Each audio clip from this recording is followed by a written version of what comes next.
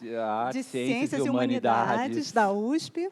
Ele é diretor do programa da Pró-Reitoria de Mulheres e Relações Étnico-Raciais, de Diversidade e Pertencimento. Bom dia a todos. É um prazer estar aqui falando para a audiência tão qualificada. Acho que o debate até agora foi super interessante. Eu, como a Jandira disse, enfim, obrigado, Jandira e Natan, pelo convite. Como Jandira já disse, eu estou agora responsável por uma área dentro da reitoria da Universidade de São Paulo, que cuida, na verdade, como tema geral, da questão das diversidades, mas aí tem esse nome grandão aí, mulheres, relações étnico-raciais e diversidades, que assim, é bastante coisa dentro do mesmo, debaixo do guarda-chuva, né? Ela, na verdade, é uma diretoria dentro da Pró-Reitoria de Inclusão e Pertencimento, PRIP, que está escondida ali atrás de vocês, da Universidade de São Paulo. É uma Pró-Reitoria nova, tem coisa de 1 ano e meio, que foi desenvolvida com uma agenda grande, né, de trabalhar com as políticas de inclusão e também de pertencimento dentro da universidade. Bom, o que eu estou propondo hoje para falar para vocês é um pouco sobre o programa de pós-doutoramento para pesquisadores negros e negras da universidade, que é um programa recente, que acabou de começar esse ano, mas queria, antes de qualquer coisa, situar dentro dos debates em torno das questões étnico-raciais na universidade. A gente tem, desde 2015, já uma demanda importante da entrada de estudantes negros, quer dizer, pretos, pardos e indígenas, mas também do ensino médio completo, ensino médio, como eu digo, da escola pública, né? Então tem uma questão importante dentro da universidade, já sendo pautada, tem coisa de pelo menos uns 10 anos, de mudança do perfil do alunado, dos estudantes dentro da universidade. Essas políticas começaram com uma espécie de bonificação no vestibular, o aluno ganhava uma pontuação a mais, e agora, recentemente, a gente tem já quase como se fosse cotas mesmo, assim, um determinado tanto de alunos precisa ser de negros, outro determinado tanto de escolas públicas e um outro tanto de acesso, de amplo acesso, né? A gente tem também, bem mais recentemente, um debate sobre a entrada ou não, né, de professores, de políticas para a entrada de professores negros e negras dentro da universidade também. A gente também tem debates sobre cotas para o ensino superior, para o sistema de pós-graduação da universidade. Essa é a parte que está menos desenvolvida, eu diria, no momento. Mas tudo isso para dizer que é dentro desse contexto mais amplo que aparece a proposta do tal programa de pós-doutoramento para pesquisadores negros e negras. Então, a partir de uma pressão e de uma longa negociação entre as várias partes da universidade, o coletivo de professores negros, a administração da universidade, os colegas que já estavam trabalhando há muitos anos dentro dessa pauta, e aí surgiu, como uma possível resposta para as questões de desigualdades, a ideia de financiar pesquisadores negros e negras nesse intermédio entre o final do doutorado e a entrada na carreira. Eu acho que, antes de qualquer coisa, vale a pena a gente mostrar para vocês os dados mais gerais da universidade que dizem respeito à questão da presença de professores negros e negras. E também, que hora que eu comecei, Jandira? Desculpa. Que hora que eu comecei? 11h30. E também sobre a presença de mulheres na carreira. Então, eu queria mostrar para vocês esses dois extremos ou melhor, essas duas grandes áreas da universidade que tem a ver um pouco com a minha pasta, para a gente conversar um pouco sobre isso. Então, primeiro, questões de desigualdades raciais. A gente tem, dentro do corpo docente, que atualmente é em torno de 5.150 pessoas, a gente tem aproximadamente coisa de 120 professores pretos e pardos. Indígenas, a gente tem 2 professores, então indígenas é nada, na verdade.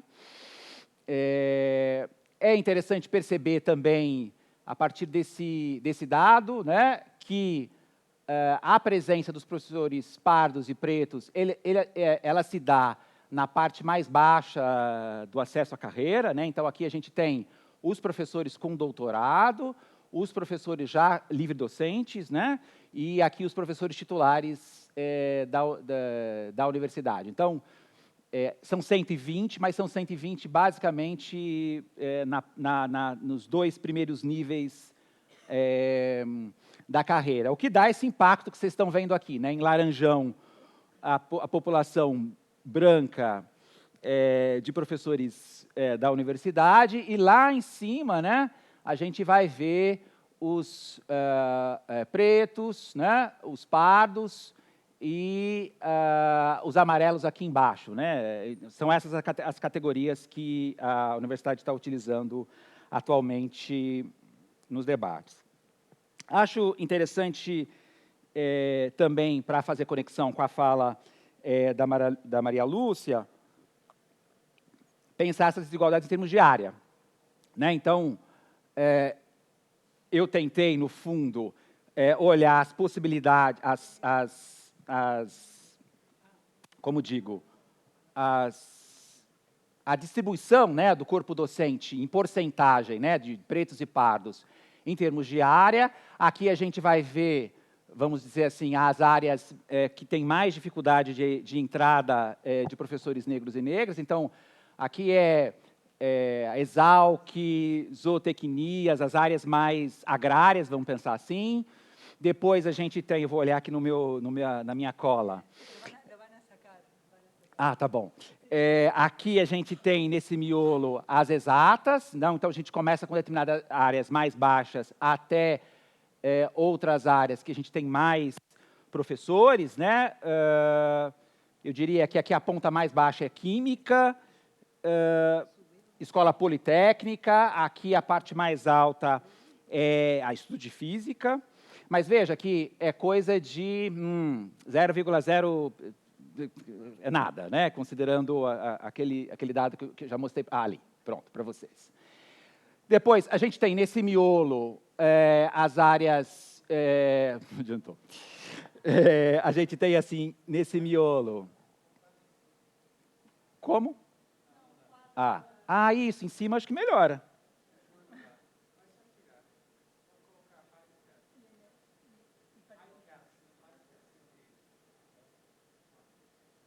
Pronto? Então, vamos lá. Então, como eu dizia, as áreas de agrárias, né?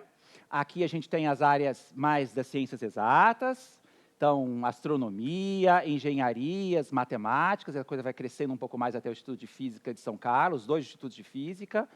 Depois, a gente tem um outro miolo aqui, que é das humanidades, então, psicologia, a Faculdade de Filosofia, Letras e Ciências e a educação. A educação é a área disparada, onde a gente tem quase 10%, né, 0,1 ali.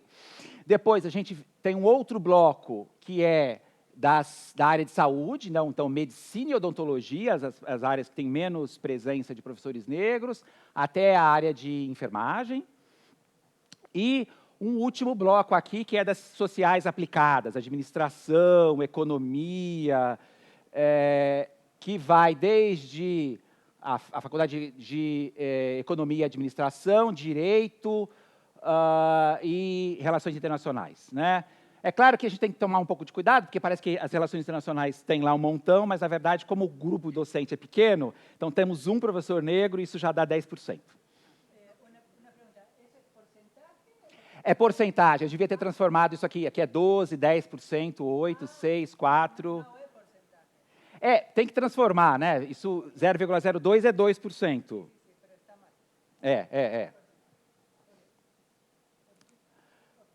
Bom, em questões de gênero, né? Questões de presença feminina na universidade. Então, a gente tem uma presença, por exemplo, no começo da carreira, ela é um pouco mais equilibrada, de 800 para 1.000, né? Mas é claro que quando a gente sobe na carreira, por exemplo, o nível mais alto, isso dá coisa de 30% da presença feminina. Então, a gente vê claramente que a coisa vai abaixando conforme a gente vai andando nos níveis. E a gente vê no gráfico aqui, localizado para vocês, em azul, a presença masculina e em laranja a presença feminina. Esses são as duas barras, têm a ver com momentos da carreira, que é uma parte da população da universidade bem pequena, que é o pessoal que não tem doutorado, né? E aí a gente pode ver também isso em termos de gênero. De novo, é a porcentagem, mas tem que pensar 30%, 40%, 50% como... Eu fiz isso ontem, 11 da noite. Vamos pensar isso como porcentagem. Então, aqui, de novo, as áreas de agrárias, né? Então, vai até os 40%. As áreas biológicas, a gente começa com coisa de 30 e poucos até 50%. Por outro lado, aqui a gente tem as exatas, que também é diferente a depender do instituto. A gente também tem aqui as saúdes, então, escola de enfermagem, por exemplo, é quase 90%, vê lá, de presença feminina, em oposto à faculdade de medicina, que não dá 40%, né? Escola de educação física, por exemplo, é perto de 30%, então tem aí diferenças. E aqui as sociais aplicadas. O que dá para a gente pensar já nessa altura do campeonato, né, como é que a gente pensa as políticas em termos da universidade. Porque, no caso de professores negros e negras, a gente tem uma presença diminuta. Então, a política tem que ir um pouco na direção da inclusão, né, do acesso. Como que a gente pensa políticas de acesso para a universidade? Enquanto que, no caso das professoras, né, é claro que vai depender da área, como vocês já puderam ver, o debate já se desloca para outro tipo de questão, né? Então, tem muito mais, as questões que chegam dentro da diretoria têm a ver com como a gente resolve o problema de violência de gênero, como que a gente resolve as melhores condições de trabalho para as mulheres dentro da universidade, acesso a determinadas linhas de fomento, esse tipo de debate. O debate muda um tanto de escala. Tem uma orientanda que está estudando as matemáticas dentro da Universidade de São Paulo, e é exatamente esse tipo de coisa quando a gente olha para os dados. Assim, fica claro que as professoras elas não conseguem, por exemplo, viajar para o exterior, o que é um elemento importantíssimo e decisivo para uma carreira de matemática atualmente. Se você não tem boas conexões internacionais, se você não tem uma boa rede de pesquisadores, você não consegue. Então, tudo isso para um pouco dizer para vocês que a gente tem problemas de ordem e de enfoque diferentes para tentar resolver na universidade. Bom, então, para falar um pouco mais do edital, né, a gente teve... Então, a partir dessa negociação, né, com a reitoria, era um momento que a gente ainda não tinha nenhum tipo de política de acesso ao corpo docente com viés racial. Então, é nesse momento que é oferecido pelas mãos do reitor, numa negociação com os coletivos negros da universidade, a ideia de a gente oferecer um programa de pós-doutoramento para professores, para pesquisadores negros e negras da universidade. Ele não é tão novo assim, no sentido de que, no ano passado, a pró-reitoria, da qual eu faço parte, ela tinha oferecido 3 bolsas para pesquisadoras também negras, com temáticas específicas à questão negra no Brasil. Então, era bem circunscrito e pequenininho. E aí a gente teve uma demanda grande, estava até tentando descobrir com o pessoal quanto que foi, mas assim, foi uma enormidade, e isso impactou na universidade, dentro da administração. Chegou até a se pensar se era o caso de remodelar as demandas para tentar colocar mais pessoas, e nesse meio da negociação, o reitor disse, não, vamos fazer um novo programa para o próximo ano, aberto para todas as áreas, para gente de qualquer lugar do Brasil. Então, é nesse momento que aparece o oferecimento de 50 vagas para o doutorado. A gente teve 1.017 inscritos,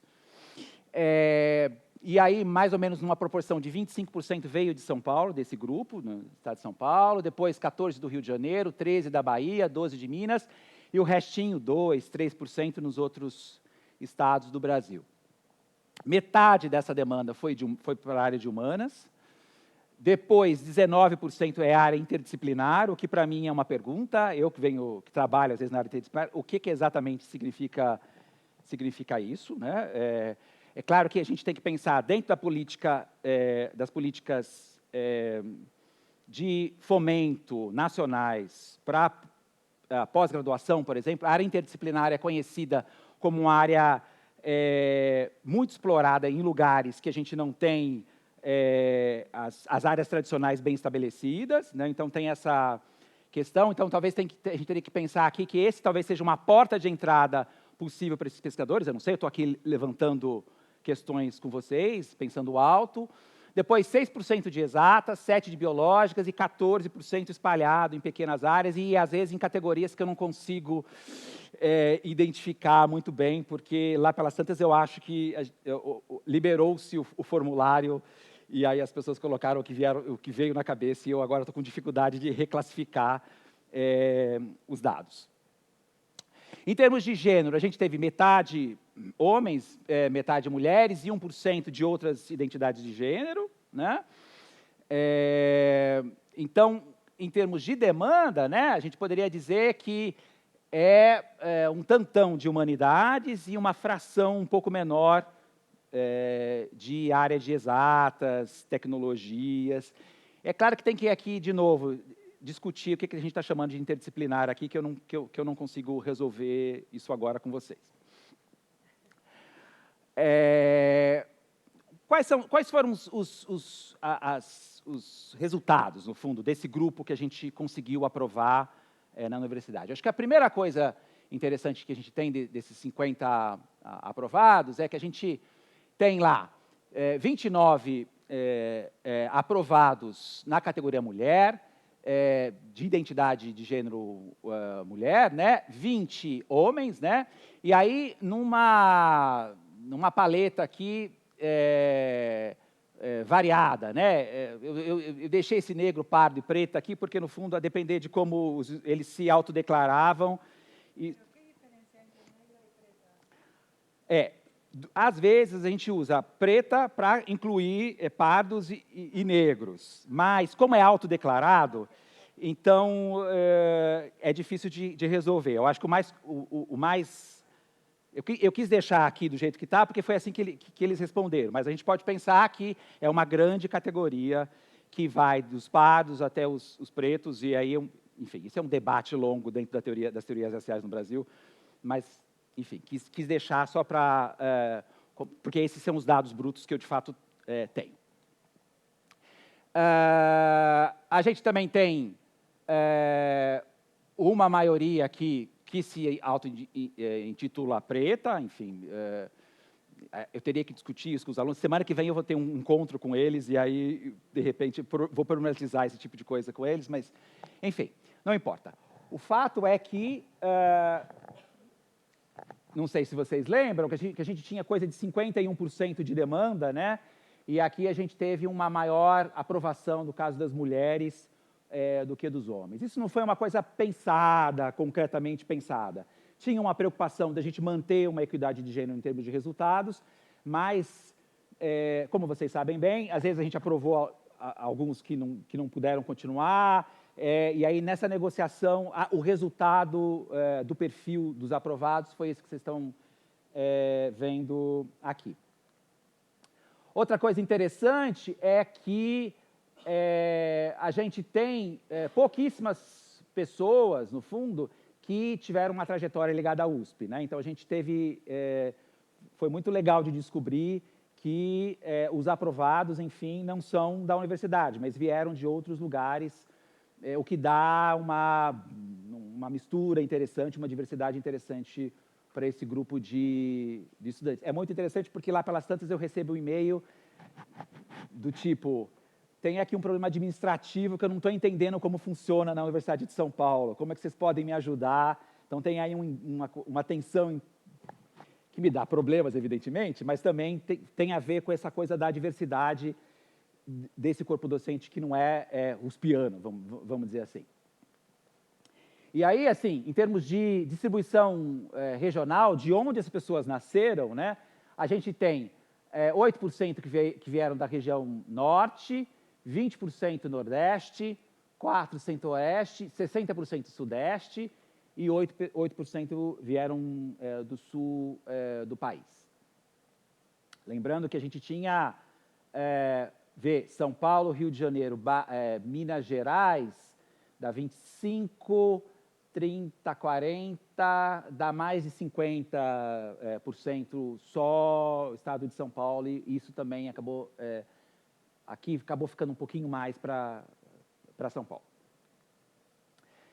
Uma outra coisa que é muito interessante, que assim, em termos como política, não é bem política de permanência, né, mas uma política de qual é o papel do programa de pós-doutorado para essas pessoas que entram, né? E de maneira geral, a gente tem expectativa de que isso vai ser um momento interessante para eles melhorarem o currículo, deles conseguirem se reorganizar e emplacarem, de repente, outras posições mais estáveis na carreira.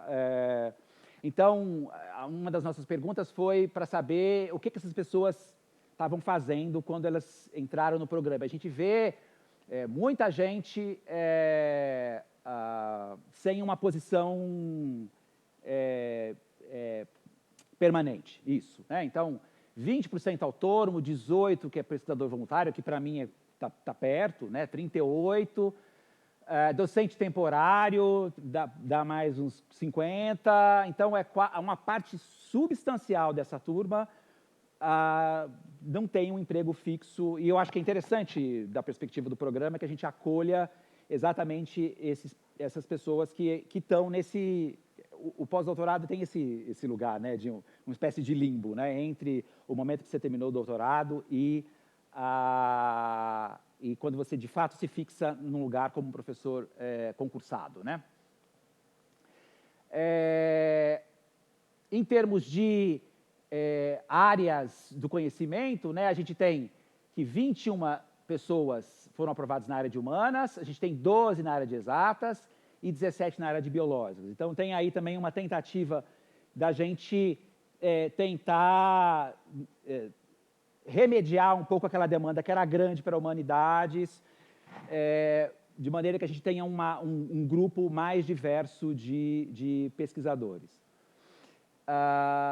É bem verdade que isso também não foi pensado assim de entrada, isso foi negociado conforme as coisas foram andando e de repente a solução acabou ficando dessa maneira como vocês estão vendo.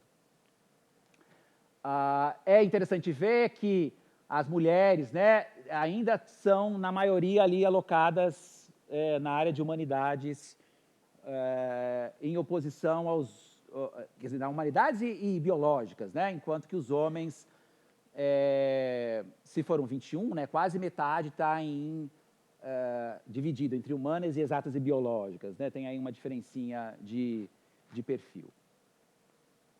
Se a gente diminui, né, a nossa lente para a área de ciência, tecnologia, engenharias e matemáticas, a gente consegue ver que a gente tem 18 aprovados dentro desse mesmo perfil, 8 da área, 8 mulheres e 10 homens, né? 3 ciência da computação, 8 ciências da vida, 4 ciências físicas e 3 engenharia e tecnologia.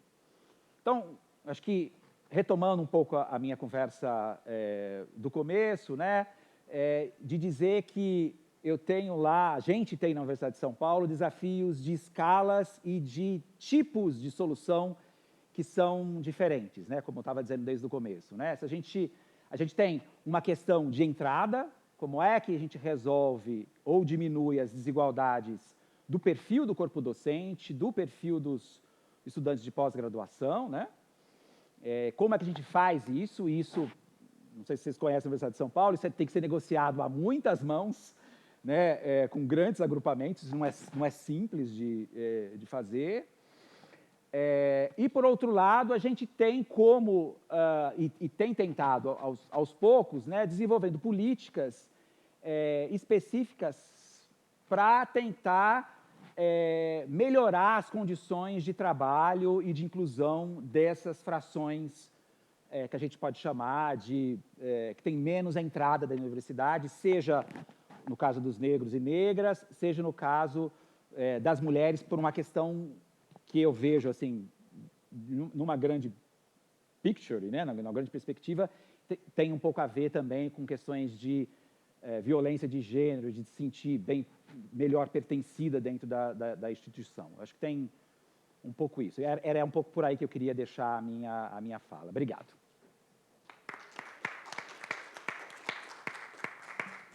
Perguntas?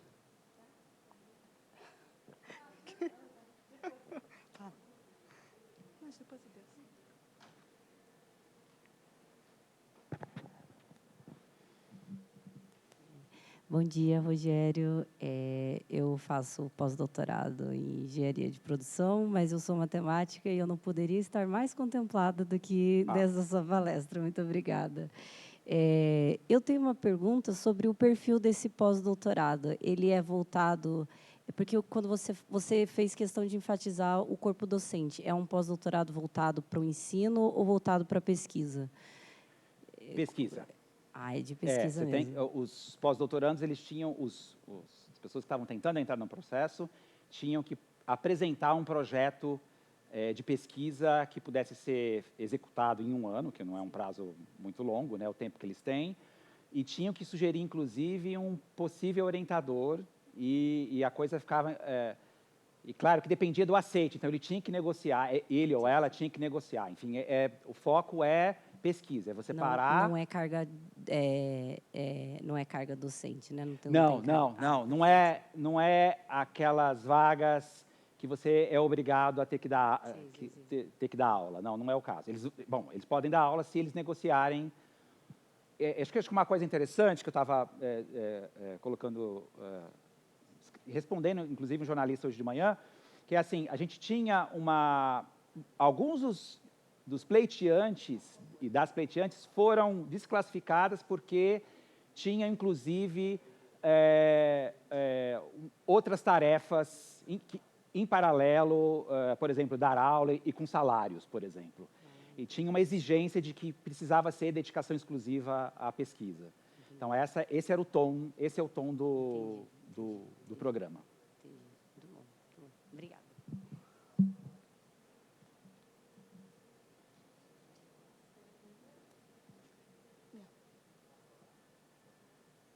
Muito obrigada. Voy a preguntar en castellano, en español. Sí. ¿Puedes mostrarme de nuevo carreras de grado, no posgrado, en las carreras de grado? Esto, femenina no, por raza y... tenho esta. Sí, esto, sí, desigualdades. Eso es carrera de grado, ¿no? Não, isso é professor, é perfil do corpo docente. ¿Y cómo es la distribución de carreras de grado de estudiantes? ¿Lo has mostrado o no? No mostrei. Aproximadamente, ¿cómo es? No importa. Não tenho de cabeça, eu vou... Es solo para saber si sigue el mismo porcentaje de distribución de grado a doctorado y postdoctorado. Porque deve ser muito pouco também.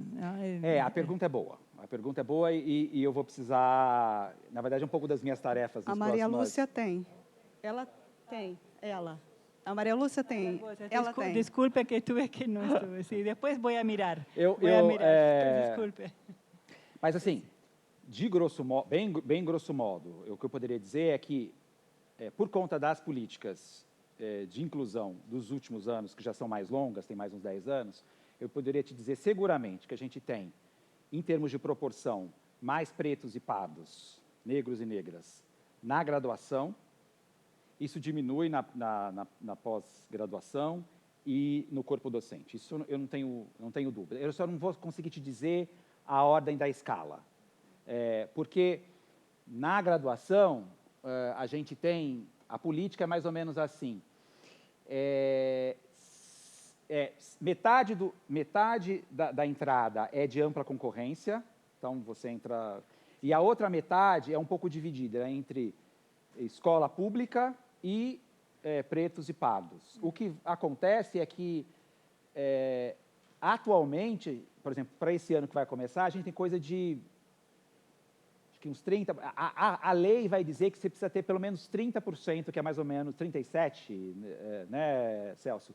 37% da população do Estado precisa ser reconhecida na entrada da universidade. Então, esse é o trabalho dos últimos anos. Por conta disso, o perfil do corpo discente dos alunos é bem mais variado atualmente do que quando a gente vai subindo na carreira. Isso eu não tenho dúvidas. Eu preciso só, não sei acertar para você a porcentagem correta assim de cabeça. Para las solicitudes, ¿hay alguna restricción? Por ejemplo, el tiempo que ha transcurrido después de que ellos terminaron doctorado, la edad de la persona que está solicitando? Dessa vez, a gente não fez nenhum tipo de restrição. Deixamos aberto para ver o que aconteceu. Eu tenho até dados sobre isso que eu acabei não mostrando para vocês. A gente tem lá coisa de, pelo menos metade, que é de gente bem jovem, e depois o resto vai se espalhando com o tempo. Foi uma decisão, lá pelas tantas, assim, a gente não vai fazer restrição de idade, porque a gente quer saber o que de fato está acontecendo e se de fato a gente tem demandas específicas para pesquisadores negros e negras no Brasil, né? E se essa coisa da idade incide ou não incide, se ter sido professor em algum momento incide ou não incide, isso está ainda um pouco em aberto. Eu acho que o corte não é uma boa ideia, porque tem histórias diferentes, trajetórias acadêmicas são diferentes para pessoas negras e indígenas. Isso.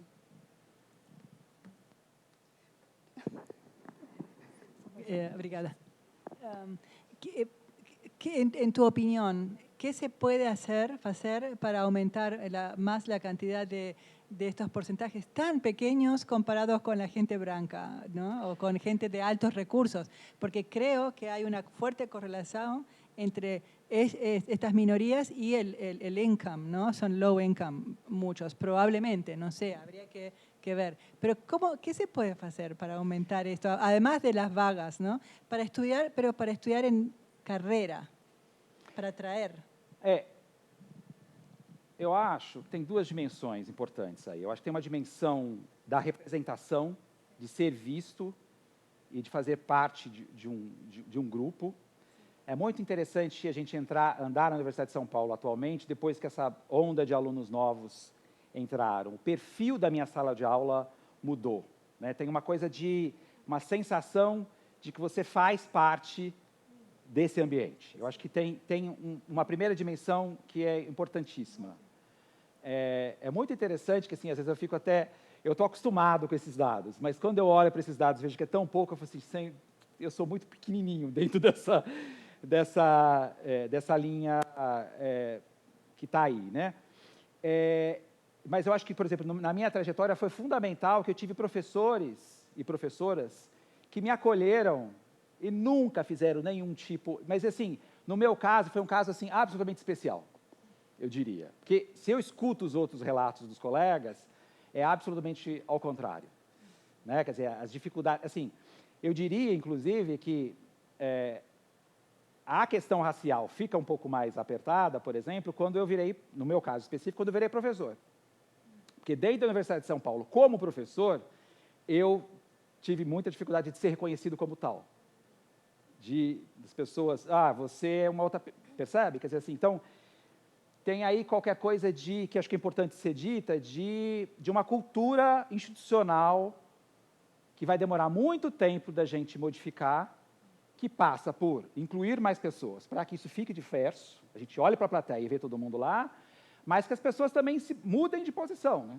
Eu acho que dentro da pró-reitoria a gente tem uma preocupação de tentar desenvolver algum tipo de programa ou de programas que consigam dar conta de, por um lado, mudar a cultura institucional e, por outro lado, eventualmente desenvolver mecanismos de algum tipo de punição, por exemplo, de casos mais extremos, né? Então, tem aí uma questão. Uma outra questão que é importante é que aí é muito prático e político, assim, né, de convencimento da classe dirigente da universidade de que investir nesse tipo de diversidade é importante, né? De modo que, quando esse tipo de debate se instala, por exemplo, no Conselho Universitário, que é o órgão máximo que decide essas coisas, as votações sejam mais favoráveis para programas como esse. Então, eu acho que tem várias mãos aí, né? Eu acho mudança de cultura, programas de inclusão e de pertencimento, de fomento à pesquisa e política, fazer política. Obrigada. Última pergunta, Rogério. Obrigada, muito obrigada pela palestra. Fiquei muito feliz de conhecer um pouco mais sobre esse edital. Eu tenho duas perguntinhas. A primeira, se o perfil da pessoa que vai supervisionar esse pós-doutorado, né, do docente, da docente, se vocês chegaram a mapear, levaram isso em conta de alguma forma no edital?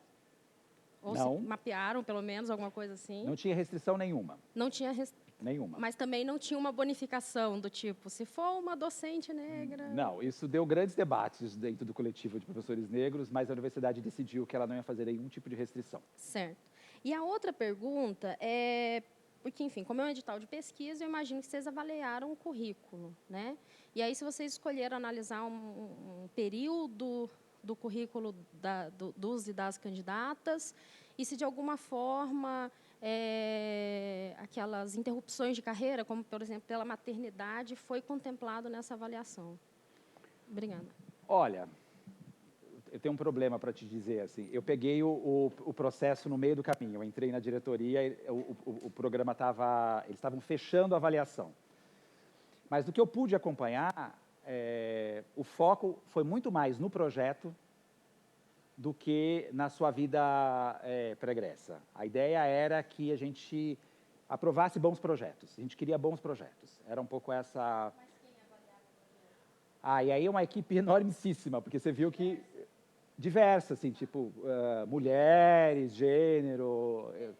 quer dizer, quem cuidou da avaliação disso foi a Pró-Reitoria de Inclusão e Pertencimento, né? E aí a distribuição das avaliações foram um pouco também nesse sentido. Mas eu não sei te dizer, não vou conseguir te dizer dados mais específicos da avaliação, porque eu peguei a coisa quase terminando. Obrigada. Última pergunta de verdade agora. Buenos días. Quisiera saber, me da curiosidad, ¿qué indicadores tomaron en cuenta para hacer la clasificación al área STEAM al que pertenecen? Porque hay personas que somos híbridas. En mi caso, yo soy de lengua y literatura, mi especialidad, y me hubiera catalogado que no pertenezco a área STEAM. Sin embargo, yo hice mi maestría de que pertenece a Ingeniería Empresarial, maestría de Innovación para el Desarrollo Empresarial. Y también vi un slash anterior que hablaba sobre la interdisciplinariedad y creo que tenía un porcentaje y quería saber a quiénes ese, en 19%. ¿Qué grupo están ahí? Ya, esas dos. Justo. Rogério, eu queria que você só dissesse o que ganhou a pessoa que foi contemplada. Bom, vou começar pela sua, depois eu vou para a pergunta dela, né? Estava fazendo umas contas por cima aqui, em termos de volume de investimento da universidade com isso, deu coisa de 5 milhões dentro que a universidade destinou para o programa. Isso significa que é coisa de R$8.000, alguma coisa de bolsa, para cada um desses pós-doutorandos, mais uma taxa de bancada que eu não vou saber te dizer aqui de cabeça. Então, eles têm aí, durante um ano, uma bolsa de aproximadamente R$8.000. Enfim, eu tenho até o dado aqui. É o da FAPESP, o valor da bolsa. 8.479, esse é o dado. Não vou lembrar de cabeça. Não sei, não sei, Celso. Eu vou. Se você me dá meia hora, depois eu te dou o dado. Mas é isso. Eu acho que tem uma decisão da universidade, em um determinado momento, de destinar um tanto de verba para entrar nessa questão. STEAM ou não STEAM? Eu estou completamente de acordo com você que é difícil classificar, porque, enfim, se você usa coisas mais de tecnologias, mas você está fazendo história, como às vezes eu me atrevo a fazer, você me coloca na STEAM ou você me coloca na área de história, que é a minha grande área. É difícil de ajeitar. No meu caso, eu tomei uma decisão pragmática. Qual era o instituto da universidade que você fazia parte? Que tem tipicamente determinadas pesquisas, e assim eu classifiquei. Ela tem problemas, claro, mas foi uma maneira de eu tentar organizar um pouco os meus dados e fazer algum tipo de interpretação possível. O caso do interdisciplinar as pessoas se atribuíam à categoria interdisciplinar como possibilidade. Para eu conseguir te dar mais dados detalhados, eu vou ter que fazer uma análise qualitativa mesmo do meu banco de dados, que eu ainda não consegui. A pessoa que está trabalhando com a gente conseguiu, na última semana, me ajudar a iluminar os dados mais quantitativos. Mas eu acho que é chave tentar entender o que é esse interdisciplinar aqui. O que isso tem a ver com a dimensão racial ou não? Sim, mas eu acho que no caso dela, e eu acho que no caso da USP, a questão é, por exemplo, se você fez uma graduação em literatura, o que vai importar é a área do projeto, né? É a área do projeto que entra como... É a área do projeto e aonde ele vai se fixar lá na ponta, exatamente. Não importando a sua origem. Importa mais a chegada e não a saída. No ha sido un indicador, sería un posible indicador entre varios. Em que sentido? Na hora da escolha? ¿Lo han hecho? Fue un indicador. Sim, foi o que apresentou. Sim, do programa, sim. Ok? Ok, então vamos agradecer ao professor Rogério. Obrigado. Celso, pode ir.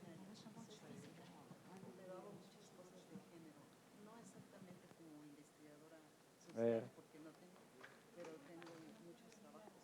Entonces decidí cambiarme a interdisciplinar. É o meu caso.